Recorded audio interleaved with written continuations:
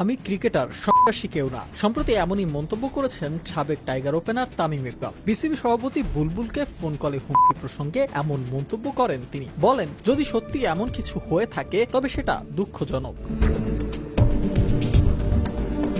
সম্প্রতি অজ্ঞাত নম্বর থেকে ফোন কলে হুমকিমূলক কল পেয়েছেন বিসিবি সভাপতি বুলবুল। এদিকে নির্বাচনে তার প্রতিদ্বন্দ্বী হতে যাচ্ছেন তামিম ইকবাল, তাই অভিযোগের আঙুল স্বাভাবিকভাবেই গিয়েছে তার দিকে। তবে এসব অভিযোগ একেবারেই উড়িয়ে দিয়েছেন জাতীয় দলের সাবেক এই অধিনায়ক।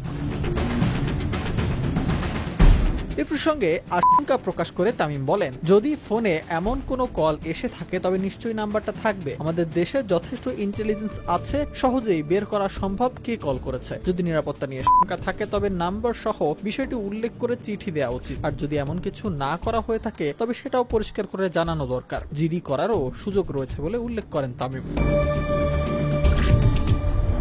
এ সময় অভিযোগ প্রসঙ্গ ছাড়াও বিসিবির সভাপতির কাজ নিয়ে সরাসরি মন্তব্য এড়িয়ে গেছেন তামিম। ফারুক আহমেদের বিদায়ের পর দায়িত্ব পাওয়া বুলবুলের কাজ মূল্যায়ন করতে চাননি তিনি। বলেন, আমি শুনেছি উনি অনেক কাজ করেছেন, তবে সেভাবে কিছু চোখে পড়েনি।